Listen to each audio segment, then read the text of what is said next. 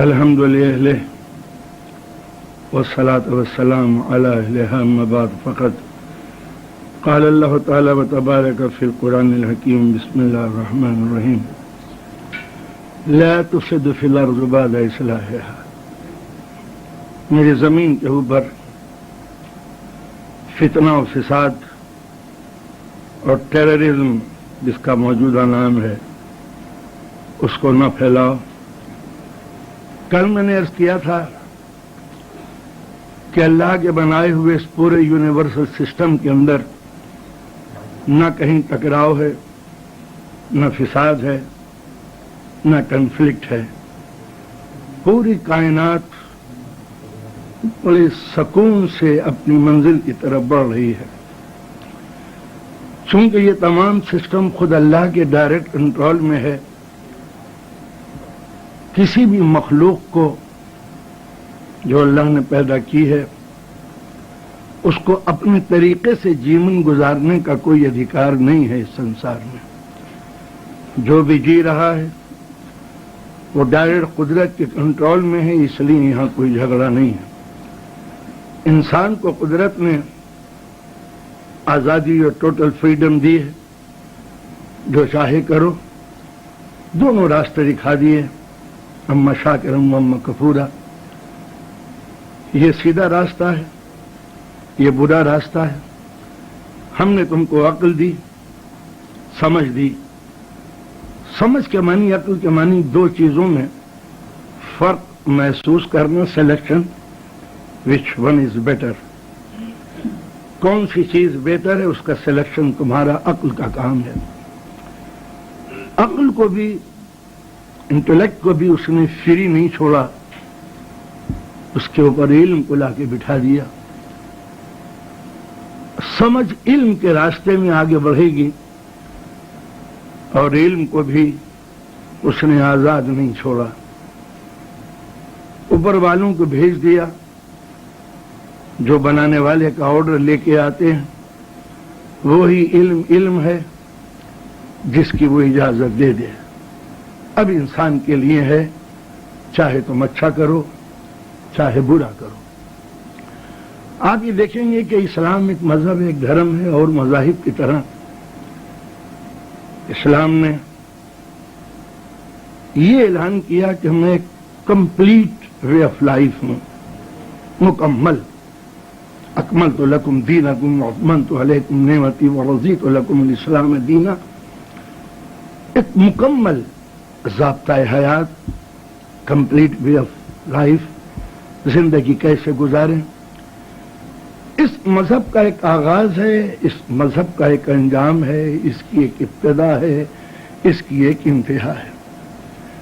جو چیز آغاز اور انجام رکھتی ہے، یہاں سے شروع ہوئی یہاں پہنچنا ہے.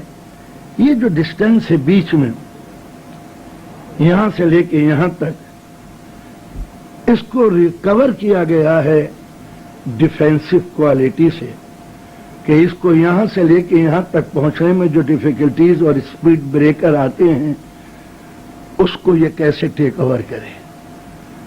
یہی مذہب کی سب سے بڑی خوبی ہوتی ہے کہ وہ راستے کی ساری کٹھنائیوں کو پار کرتے ہوئے، دور کرتے ہوئے، راستے کے پتھر اور کانٹے ہٹاتا ہوا وہ اپنی منزل کی طرف چلا جائے.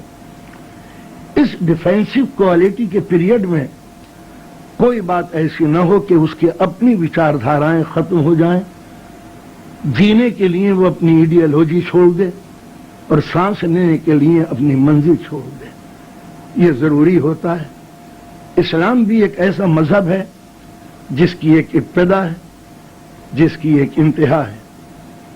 ابتدا آدم سے ہوئی، انتہا ایک ایسے سنسار پہ ہوگی جس میں شانتی ہی شانتی ہو، ایبسولوٹ پیس. ایک وقت وہ بھی آئے گا کہ اس دنیا کے اندر برائی مٹ جائے گی، اس لیے نہیں کہ کوئی پریشر پڑے گا. خود انسان کا دماغ اس منزل پہ پہنچ جائے گا کہ جو برائی سے نفرت کرنے لگے خود. ابھی ہمیں برائیاں بڑی پیاری معلوم ہوتی ہیں، لیکن ایک پیریڈ ایسا بھی آنے والا ہے ایوولوشن آف لائف کا، وہ پوائنٹ کہ جہاں انسان جرم خود نہیں کرے گا، اس کو آزادی بھی ہو جرم کرنے کی تو کیوں نہیں کرے گا؟ عقل کی بنا پر۔ جیسے ہمارے پاس عقل ہے تو ہم کسی بگ ٹاور پہ جا کے نیچے نہیں کودتے، کسی بھی ٹینکر اور ٹریکٹر کے آگے نہیں لیٹتے، جبکہ ہم آزاد ہیں، ہم لیٹ سکتے ہیں۔ ٹرین چلیے لیٹ جائیں گے، کیا پریشانی کی بات ہے؟ نہیں لیٹ سکتے، لیٹ جائیں گے۔ پھر کیوں نہیں لیٹتے؟ کہا جب تک عقل ہے ٹرین کے نیچے نہیں لیٹیں گے، جب تک عقل ہے ٹاور سے نیچے نہیں کودیں گے، جب تک عقل ہے سمندر میں غوطہ نہیں لگائیں گے۔ تو عقل کی بنا پر جب چھوٹے گناہ نہیں کر سکتے تو جب اس کا عقل کا ڈیولپمنٹ ہوگا تب انسان گناہ نہیں کرے گا۔ یہی اسلام کا وہ پیریڈ ہوگا جس کے لیے اسلام کہتا ہے کہ میرا دین آئے گا اور یہ دنیا کے جتنے بھی ازم ہیں سب ختم ہو جائیں گے، چاہے دنیا اس کو اچھی نگاہوں سے دیکھے یا بری نگاہوں سے دیکھے۔ وَلَوْ كَرِهَ الْمُشْرِكُونَ، چاہے مشرک اس کو بری نگاہوں سے دیکھے، مگر ایک ٹائم ویسا آنے والا ہے۔ اب یہ جو پیریڈ ہے اسلام کا، یہ ڈیفینسو کوالٹی تھی۔ بہت سے ایسے بھی دھرم ہوتے ہیں کہ جن کے پاس ایڈیالوجی تو ہوتی ہے مگر ڈیفینسو کوالٹی نہیں ہوتی۔ ایز فار ایگزامپل کرسچینٹی، اس کے پاس ایڈیالوجی بڑی پیاری ہے کہ جو تمہارے دانے رخسار پہ ہمارے تماچا بیاں بھی پیش کر دو، مگر اٹس پاسبل؟ کیا ہیومن نیچر اس کو برداشت کر سکتا ہے؟ نہیں۔ جب نہیں تو پھر کرسچن نے بھی اپنی سیکورٹی کے لیے یہ کہنا شروع کیا ٹٹ فور ٹیٹ، جو تمہیں مارے تم اسے بھی مار دو، اور ایک ہاتھ میں صلیب اور ایک ہاتھ میں تلوار آ گئی۔ اس کے معنی یہ ہوئے کہ دھرم کے اندر گنجائش نہیں تھی تلوار اٹھانے کی اپنی سیکورٹی کی۔ لہذا جب دھرم کے لیے جینا مشکل ہو گیا اور دھرم کا بھرم مٹنے لگا تو صرف ایک ہی راستہ تھا کہ جینے کے لیے اپنی ایڈیالوجی پیش کرنا چاہیے۔ چھوڑ دو وہ باتیں کہ بائبل نے کیا کہا، جیسس کرائسٹ نے کیا کہا، سمجھے؟ اب اس کا کوئی گنجائش نہیں ہے، مارو، مقابلہ کرو۔ تو رومن امپائر نے ہاتھوں میں تلوار لے لی، برٹش گورنمنٹ نے ایک ہاتھ میں بندوق اور ایک ہاتھ میں وہ جھنڈا لے لیا کہ جس پر سلیبر کلوز بنی ہوئی تھی۔ امریکہ نے ریڈ انڈین کو اتنا مارا کہ لاشوں پہ لاشیں لگا دی۔ اب کوئی نہیں کہتا کہ کرسچینٹی نے جو امریکہ کے اندر ریڈ انڈین کے ساتھ کروڑوں لوگ مر گئے، اس کے لیے کیا ہوگا؟ ہاں نہیں، وہ پولیٹکس ہے۔ تو جو آپ کریں وہ پولیٹکس ہے اور جو مسلمان کریں وہ مذہب ہے۔ اس لیے مسلم ٹیررزم کا نام آپ نے الگ رکھ دیا کہ مسلمان ایسا کر رہا ہے۔ بدھائزم میں وائلنس نہیں تھا۔ جو وائلنس نہیں تھا تو ہندوستان کے اندر وہ مذہب چھا گیا، بدھزم۔ ہندوستان سے نکلا افغانستان اور ایران اور ایجپٹ اور مصر ہوتا ہوا وہ تمام ادھر نارتھ سائڈ کے اندر پھیل گیا، اور جاپان اور چائنا اور انڈین بیلٹ جتنے بھی تھی ان سب میں بدھسٹ پھیل گیا۔ مگر انڈیا کے اندر اس کے لیے پرابلم ہو گئی۔ یہاں کے ہندوازم کا جب مقابلہ ہوا بدھزم سے تو بدھزم نے ہندوازم کو پیچھے پھینک دیا، ختم ہو گیا ہندوازم۔ بڑے سوچ اور بچار کرنے کے بعد پنڈتوں نے اور راجاؤں نے مل کے ایک راستہ نکالا کہ ہمیں جینے کے لیے کچھ نہ کچھ کرنا چاہیے۔ لہذا بدھزم کی جتنی پیاری پیاری باتیں تھیں سب ہندو دھرم نے سجا لی اور جیو ہتیا مہا پاپ کہہ کے آگے بڑھ گئے، جبکہ پرانے ہندوازم میں گوشت کھانا ضروری تھا، مور کا گوشت، گائے کا گوشت۔ جب تک کرشن جی کے ہاتھوں میں چکر اور رام چندر جی کے ہاتھوں میں تیر کمان اور شنکر کے ہاتھوں میں ترسول رہے گا، کوئی ہندو یہ نہیں کہہ سکتے کہ ہمارے یہاں جیو ہتیا پاپ ہے۔ اور بدھازم جو بڑا ایٹریکٹیو ریلیجن تھا اس میں اپنے بچاؤ کے لیے کوئی راستہ نہیں تھا، ڈیفینسو کوالٹی نہیں تھی، لہذا ہندوستان سے اس کا نکالا ہو گیا۔ باہر جا کے یہ بدھزم کافی پھیلا، ہندوستان میں یہ ختم ہو گیا کیونکہ اس میں جینے کی کوالٹی نہیں تھی۔ اسلام ایک ایسا مذہب ہے کہ جس میں زندگی دینا بھی ہے اور جو تمہیں ختم کرے تم اس کے مقابلے میں کھڑے ہو جاؤ۔ لکم فی القصاص، حیات یا اولی الالباب، دشمن سے بدلہ لینا ہی تمہارا جیون ہے، اے عقل رکھنے والوں اپنے آپ کو بچاؤ۔ تو یہ تھا اسلام کی کوالٹی کہ جس نے اسلام کے لیے حکم دیا تھا کہ تم اپنی سرکشا کے لیے تلوار اٹھا سکتے ہو، مگر حکم یہ دیا کہ تم انہی کو قتل کرو گے جو تمہیں قتل کرنے کے لیے آئے۔ قاتلوا فی سبیل اللہ الذین یقتلونکم ولا تعتدوا واللہ لا یحب المعتدین، تم انہی کو قتل کرنا جو تم کو قتل کرنے کے لیے آئے، ولا تعتدوا، حد سے آگے مت بڑھنا، واللہ لا یحب المعتدین، اللہ ان لوگوں کو دوست نہیں رکھتا جو باؤنڈریز کو کراس کر جاتے ہیں، حد سے جو آگے بڑھ جاتے ہیں۔ تو اسلام نے حکم لگایا کہ میری زمین پر فساد مت پھیلاؤ، لیکن اگر کوئی فساد کرنے کے لیے آئے تو تم اس کو قتل کر سکتے ہو، بس انہی کو جو تم کو قتل کرنے کے لیے آئے۔ اس سے جہاد کے معنی یہ لینا کہ تم قتل کرتے پھرو، یہ پولیٹکس ہے، ریلیجن نہیں ہے۔ اس لیے ہوتا کیا ہے کہ جب بھی کوئی چالاک انسان اپنی حکومت کو اسٹیبلشمنٹ کرتا ہے تو وہ کیا کرے، مین پاور کہاں سے لے؟ ہمیشہ پولیٹیشین ایسے نعرے دیتے ہیں جس میں ایموشن ہوتا ہے، جذبات ہوتے ہیں، ان جذبات کے پیچھے ان کی اپنی حکومت اور اپنی راجنیتی ہوتی ہے، پولیٹکس ہوتی ہے، اس سے کوئی انکار نہیں کر سکتا۔ جب ہندوؤں کو ضرورت ہوگی پولیٹکس کی تو وہ یہی کہیں گے مسجدوں کو توڑ دو، اس سے عام پبلک خوش ہو جائے گی، جبکہ کوئی ہندو یہ نہیں چاہتا کہ کسی کا مندر توڑے جائے۔ ہندو دھرم میں بڑی نرمی تھی، بڑا پیار تھا، مٹھاس تھا، لیکن پولیٹکس ہمیشہ ان کو گرماتی رہی ہے کہ توڑ دو یہ مسجدیں اور یہ کر دو وہ کر دو، کرسچن کو مارو۔ تو اس طریقے سے جو پبلک ہے وہ سمجھتی ہے کہ ہو یہ دھرم کا بڑا پرچارک ہے، لہذا اس کو ووٹ دینا چاہیے، یہ اگر کرسی میں بیٹھ گیا تو دھرم ہی دھرم پھیلا دے گا۔ اندازہ لگایا کہ پولیٹکس اپنا بھرم رکھنے کے لیے دھرم کا نام لیتی ہے کہ دھرم خطرے میں۔ دھرم خطرے میں نہیں ہوتا، لیڈر کا پیٹ خطرے میں جب ہوتا ہے تب وہ اس قسم کی آوازیں بلند کرتا ہے، چاہے وہ کرسچن ہو، چاہے بدھائزم ہو، چاہے یہودی ہو اور چاہے مسلمان ہو۔ تو لہذا کسی بھی مسلمان کی اٹھی ہوئی تلوار کو یہ کہنا کہ یہ اسلام کی تلوار ہے، یہ غلط ہے۔ اسلام کسی کا خون بہانے کے لیے تیار نہیں ہے، کسی کا بھی۔ آپ یہ دیکھیں، اسلام کی ہسٹری دیکھیں، آپ ہمارے رسول کی لائف کو نظر ڈالیں، رسول کے بعد جو سلسلہ چلتا ہے ان کے اماموں کا، ان کے معصوموں کا، ان کے بے گناہ معصوم خلفاء کا، ان خلفاء کی زندگی کے اندر کبھی وائلنس نہیں تھا، کہیں سے کہیں تک بھی۔ جو نبی کے سچے جانشین تھے ان خلفاء کی زندگی کے اندر، ائمہ کی زندگی میں کہیں بھی وائلنس نہیں تھا۔ رسول مکے میں آئے، پیدا ہوئے، تو آپ کو معلوم ہے کہ مکے کا کلچر کیا تھا، قتل، غارت گری، لوٹ مار، شراب، عیاشی، ساری برائیاں دنیا کی سمٹ کر مکے کے البم میں آ کے فٹ ہو گئی تھی، اور اسی لیے اللہ نے رسول کو مکے میں بھیجا، ورنہ ہندوستان کے کشمیر میں بھیجتا، بہاریں تھی، مرغزاری تھی، ہر طرف خوبیاں ہی خوبیاں تھیں، کیا پریشانی کی بات تھی۔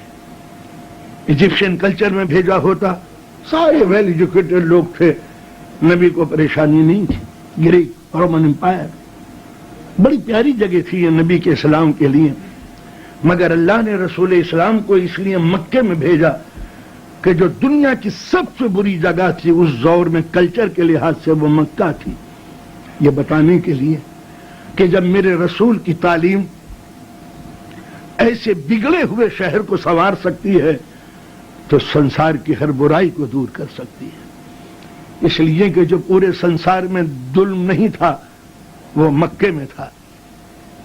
جانور کو بھی اپنے بچوں سے پیار ہوتا ہے، یہ عرب تھے جو اپنی بیٹی کو زمین کھود کے دبا دیا کرتے تھے.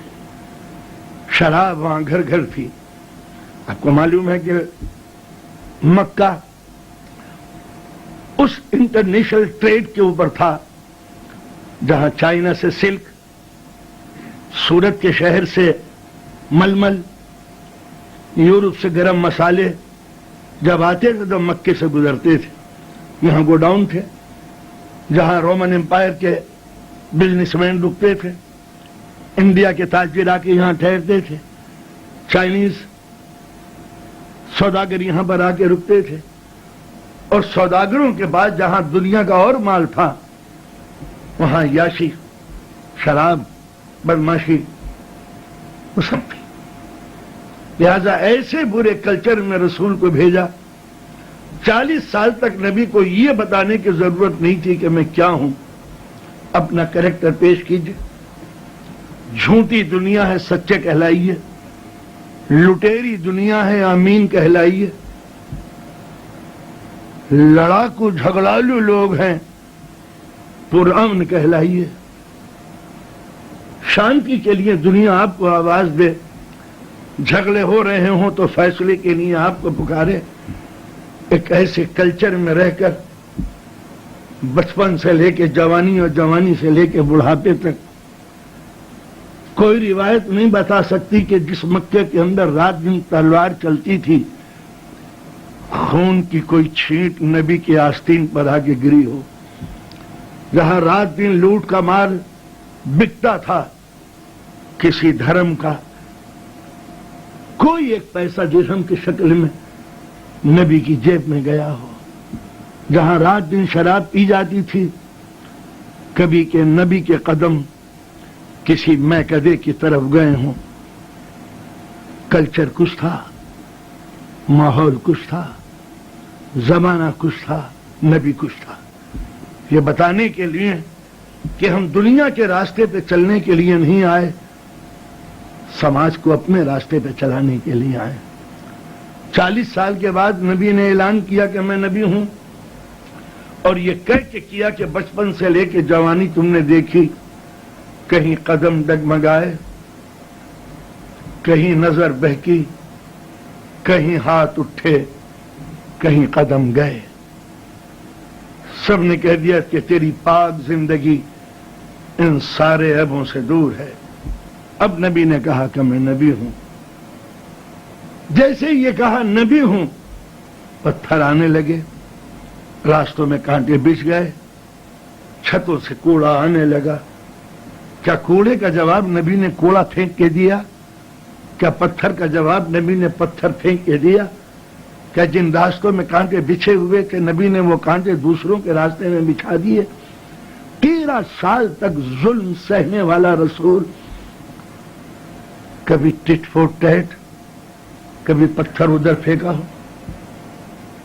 شب ہجرت جس کا نام ہے، یعنی مکے کو چھوڑنے کی رات، ساری مکے کی امانتیں نبی کے پاس تھیں. اگر کوئی پولیٹیشین ہوتا تو ساری دولت مکے کی لے کے چلا جاتا، کہہ دیتا کہ انہی پراپرٹی ہے، اس پر ہمارا ادھیکار ہے، دشمن ہمیں قتل کرنا چاہتا ہے، دشمن کا مال لوٹ لو، فریز کر دو اس کی رقم، چھین لو اس کی دولت. بڑے بڑے اس زمانے میں بڑے بڑے ملک یہی دھندا کرتے ہیں. موڈ خراب ہوا، تمہاری ساری دولت ہم نے واپس لی. پہلے کیا ہوا؟ صاحب ہماری سزا یہی ہے کہ ہم دوسروں کی دولت پہلے رکھتے ہیں، یہ کہہ کے کہ ہم دے دیں گے اور پھر ہڑپ لیتے ہیں. اس کا نام ہے ہیومن رائٹس. پیسہ کنٹرول کرنے والا ٹیررزم کے خلاف بولتا ہے، پیسہ چھین لیا ہم نے. لیکن جو مکے میں نبی کو قتل کرنے کے لیے آ رہے ہیں وہ دولت لے کے قتل نہیں کرتے. دولت انہی کے پاس رہنے دو، قتل کر دو. دشمن کو یقین تھا کہ اگر یہ مارے بھی جائیں گے تو یہ خاندان ہماری دولت ہڑپے گا نہیں، قبضے میں نہیں کرے گا. اتنا فیتھ تھا نبی کے خاندان پر اور نبی کی جگہ سونے والے. اللهم صل على محمد وآله